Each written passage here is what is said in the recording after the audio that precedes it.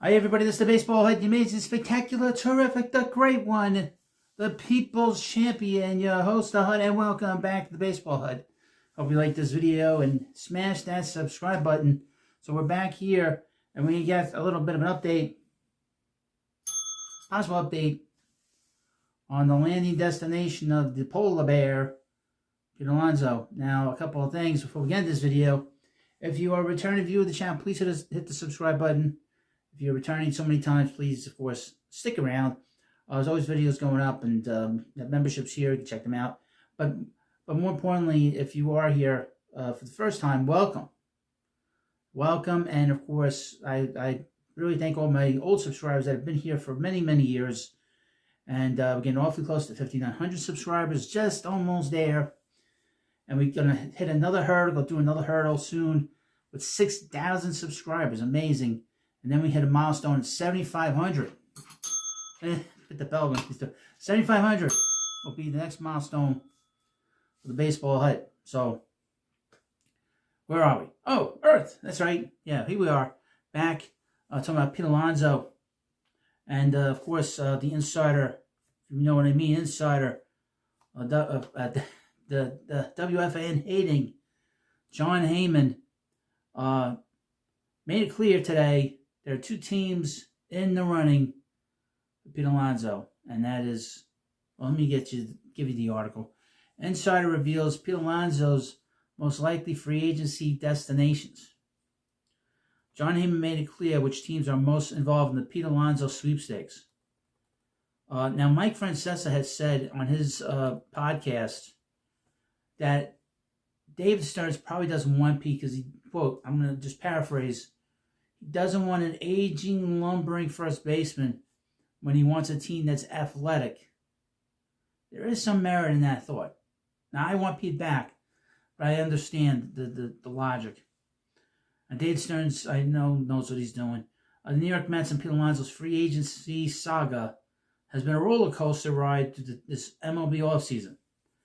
There was a point last month when it felt like an announcement that the two sides had agreed to a deal was imminent. Then Alonso was all but guaranteed to return to Queens.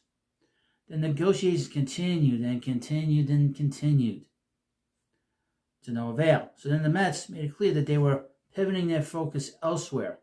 More like, we got shit to do. That's probably what they told him. We got shit to do. And that's what they did. They re-signed Jesse Winker to a one-year deal. And he said in a Zoom call the other day that he'll play first.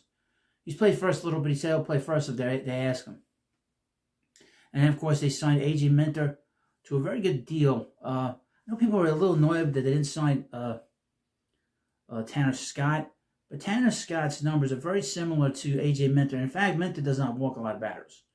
Tanner Scott walks a ton of batters. A ton. Soon after that, it was revealed that New York was, was actually still speaking with Alonso. Excuse me. And now this whole thing's got me so choked up. I still want me to leave. Anyway, and now the baseball world seems to agree that there's still one of the best fits for the polar bear. Now, what a great setup. I forgot to turn the light on. Sorry. I know. People are like, what's going on with this guy? This guy's a mess. This is a mess. Now the baseball world seems to agree that there's still one of the best fits for the polar bear. That's the Mets. Few people know the nuance of this situation better than New York Post's Jon Heyman. And during his January 22nd live show with Bleacher Report Walk-Off, Heyman revealed the latest update on Alonso's potential suitors. Quote, I will say, with Alonso, it does appear like the most likely at this moment. I don't think anything is close, so anybody could step in and do something would be the Jays and the Mets, Heyman said. And the Mets had said they were pivoting, but they are looking at it, as I said. The Jays are still working, still hoping to do something more, still hoping to add offense, still hoping to add a starter. He concluded by saying Alonso's still in play for the Jays. I say more so than Bregman. I tell you, Bregman, boy. Alex Bregman, he has painted himself into a corner. And his agent certainly hasn't helped matters. You want a 7-year deal from Alex Bregman, who's lost all of his power? While it sounds like the two frontrunners to sign Alonso are still the Mets and Blue Jays, it would appear that the door is open for another team to come in and secure him if they so desire. I was hearing the Angels again this morning. Pete goes to the Angels. That's a big mistake. They're terrible. They're a terrible organization. They have a terrible front office. They have terrible ownership. They're terrible. Don't go there. They don't have Ohtani there. They didn't win with Ohtani anyway. They've never won with Mike Trout. And he's always hurt. They're terrible. They got some good young players, but they never run properly. They're just terrible. And be honest with you, who wants to go to Toronto? Really. If you go to Toronto, that's desperation. And the Blue Jays are clearly desperate. Now people are going to say, well, you know what? The Mets are just waiting another year to sign Vladimir Guerrero Jr. There is no guarantee. He's not the property of the Mets. Evan Roberts said this. He is still the property of the Blue Jays.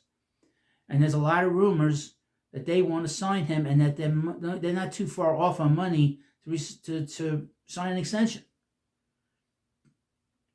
Now, for instance, Bo Bichette, I think he's going to be gone. I just get that feeling with him. He'll be gone. But Guerrero Jr., do they want to be a second team in Canada that loses a Guerrero? No. And I know the Mets checked in on it, but it seems to be more of a thing with the fans and with the media, this thing with Guerrero Jr. That's sort of the new obsession. I'm just pointing out. I'm not saying anything bad about the player. But the Mets do have a backup plan in case Pete leaves, and that's in the organization. This is from Carlos Mendoza. Mendy had this to say about who could play first. Let's see here. Let's see. So I guess he was talking to the media during this Jesse Winker Zoom call. It's from Mendoza. He's talking about Mark Vientos. He's working on basic footwork. He has been working really hard at third base. Mendoza told MLB.com in order to improve on his first step. He's working on his pre-pitch and his setup in order to get more baseballs. That was the biggest priority with him this offseason. He's working out at first base more like the basic stuff, the footwork, receiving throws, and things like that. Now, I had said this. And it's funny. I mentioned that the two biggest things that Vientos has an issue with when it comes to his defense is his range isn't great. That's never going to improve. But his footwork isn't great. He's got a very good arm. And he needs to work a little bit on his hands. But he could be a competent third baseman if he works hard at it. And it's funny they mentioned the basic footwork for third. Many mentions that. So it'll be interesting to see how the Mets sort of deal with this situation, because obviously there's going to be a lot of pressure on Vientos. I don't know if I want to have him learn a new position and have no other right-handed bat in this lineup to take the pressure off of him, a veteran player. I mentioned Justin Turner. I know he's 41 years old, but he would be a good mentor and would ease these younger guys, and take a little pressure off. And he wouldn't have. He'd be more of a role player than he was when he was at the Mets the first time around. But his role would be to be a mentor and to be a guy that could just fill in the spots. At third, at first, DH a little bit, pinch hit late in the game. That's my thought.